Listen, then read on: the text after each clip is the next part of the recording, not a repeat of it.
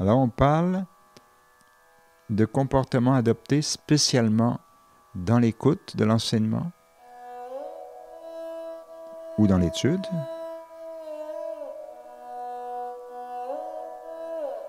Ce qu'il faut éviter,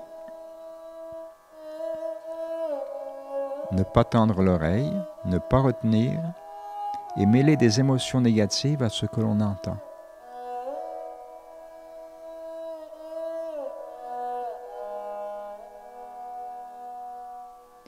Quand nous écoutons, nous devons diriger notre conscience auditive sur ce qui est dit, sans laisser autre chose la distraire, notre attention, notre conscience.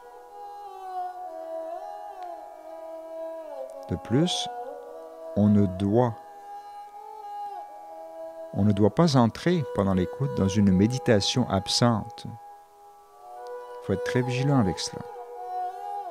Écouter, ce n'est pas méditer. Ça peut être une forme de contemplation, mais on doit être totalement présent aux mots qui sont communiqués et non pas s'en aller dans une forme de rêverie, d'autosatisfaction mentale ou émotionnelle. Mais d'avoir le cœur ouvert, un cœur de petit enfant, écouter avec le cœur, mais en totale présence et conscience. Ensuite, on s'efforcera de retenir, de se remémorer mentalement ou de lire et de relire. Dans le cas où il y a des notes, il n'y en a pas dans les grandes classes, mais les grandes classes nous renvoient constamment aux textes que nos maîtres nous ont donnés.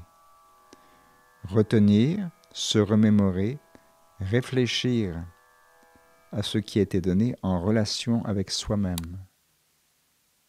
Ce ne sont pas des principes généraux, ce sont des choses qui nous sont données et qui sont données pour chacun et chacune en tant qu'être individuel. C'est très important de réfléchir à l'enseignement en relation avec soi-même, en relation avec son vécu, en relation avec ses ressentis, en relation avec ses expériences intérieures et extérieures. Attention aux émotions ou aux ressentis négatifs durant l'écoute. Ça pourrait être par exemple une certaine idée d'une importance de soi. Ou alors un ressenti qu'on n'est pas capable de retenir ou de comprendre ce qui est donné. Ou un ressenti que cela concerne les autres. Ou un ressenti que cela ne concerne que soi. Et des mouvements et des dérives des pensées. On appelle cela ici un ensemble de mouvements négatifs du mental, pensée ou émotion. Le maître dit « Je vous enseigne », et ça s'applique à l'instructeur aussi, « Je vous enseigne les moyens de la délivrance, de la libération suprême, mais sachez que la délivrance ne dépend que de vous. » Il ne faut pas trouver ça dur ou lourd, non, ne dépend que de nous, ça dépend de ce que l'on va faire, de notre mental, de nos ressentis, de nos facultés créatrices dont on parle dans l'enseignement, de tous nos sens, de nos paroles, de nos corps, etc. Mais d'abord de notre mental. Je vous enseigne les moyens de la délivrance, de la libération suprême, mais vous devez savoir que cette délivrance ne dépend que de vous, c'est-à-dire de ce que vous allez en faire. Et ça, c'est fondamental de se l'intégrer à soi-même. On est porté par l'enseignement, par la fraternité, par cette lumière, par ce rayonnement qui nous est donné, mais on doit savoir que c'est à nous de manifester cela.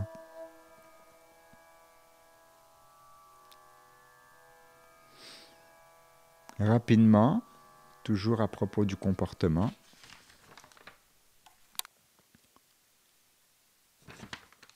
ce qu'il faut éviter encore, orgueil, manque de foi, manque de confiance, absence d'effort ou effort insuffisant, les distractions, le repliement sur soi et le découragement. Je ne veux pas développer ça, mais il faudrait quand même le conscientiser. Et de toutes les émotions et attitudes, l'orgueil et l'envie, une forme d'envie, sont les plus difficiles à reconnaître. Parce que c'est l'ego qui masque à ce moment-là sa propre faille. Oui. C'est son jeu ultime.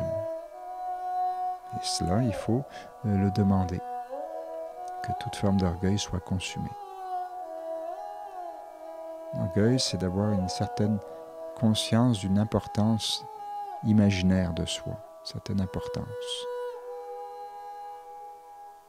On en a déjà parlé, c'est pas la peine d'y revenir. Mais c'est très important parce que c'est un test toujours sur la voie spirituelle et tout le monde doit réussir ce test sur la voie spirituelle et la voie de la perfection suprême.